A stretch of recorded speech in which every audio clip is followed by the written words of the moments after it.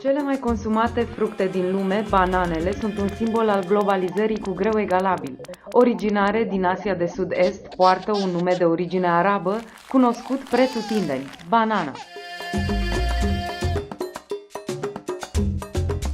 Bananele sunt produse în cantitatea cea mai mare în Africa și în America Centrală, exportate cel mai mult din America de Sud și cele mai populare în supermarketurile din Europa și America de Nord. Am vrut să aflăm care sunt costurile implicate în comercializarea celui mai popular fruct din Europa, care ajunge pe rafturile magazinelor noastre la prețuri șocant de mici. Care este secretul din spatele unei afaceri care generează venituri imense pentru comercianți? Și dacă alții au găsit rețeta îmbogățirii rapide din comerțul cu fructe tropicale, de ce nu o folosim cu toții? Călătorind pe drumul bananei, costurile implicate în preluarea cutiilor de banane de pe plantații până pe rafturile din magazine continuă să se adune și să se adune. Fermierii și muncitorii depun cele mai mari eforturi și obțin cei mai puțini bani din toată această afacere. Ei constituie prima verigă din lanțul uman implicat în comerțul cu banane. Ultima verigă ești tu, consumatorul. Mâna ta este cea în care drumul bananei ia sfârșit. Acum este momentul să afli mai multe despre fermierii de pe plantațiile de banane. Fermierii și oamenii care trăiesc aproape de plantații sunt expuși la pesticide. Industria ecuadoriană folosește substanțe nocive precum paraquat, care nu are licență de folosire în Uniunea Europeană, ori mancozeb și glifosat, dovedite ca fiind cancerigene. În cadrul unui studiu pe o plantație ce aprovizionează Lidl, 60% dintre muncitorii intervievați au afirmat că lucrează pe plantații în timpul sau imediat după ce avionul împrăștie pesticide. O violare clară a perioadelor de reintrare necesare pentru sănătatea muncitorilor recomandate de stat.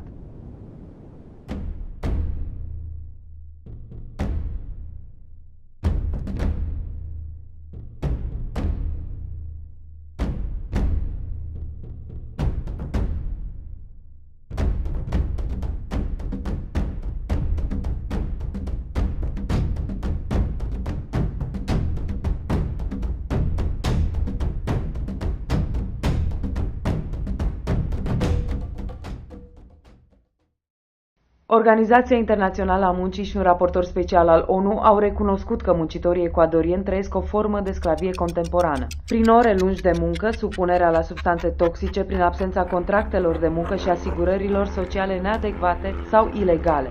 În plus, nu se pot asocia în sindicate pentru a-și apăra drepturile. În cazul muncitorilor de pe plantațiile certificate Fairtrade, tot mai multe drepturi încep să fie respectate, semn că victoriile militanților au început să apară.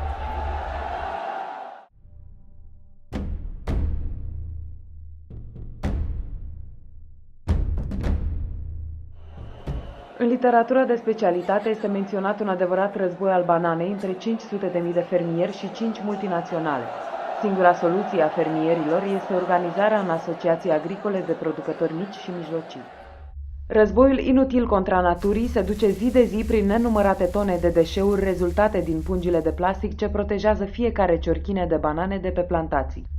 Economia are și ea de suferit în cazul comerțului cu banane. Chiar dacă există un preț de referință recomandat de statul ecuadorian, acesta nu este de cele mai multe ori prețul pe care îl primesc producătorii în urma negocierilor cu marile companii exportatoare. Pentru a nu risca să rămână cu producția nevândută, deseori primesc mult mai puțin, uneori chiar de 3 ori mai puțin.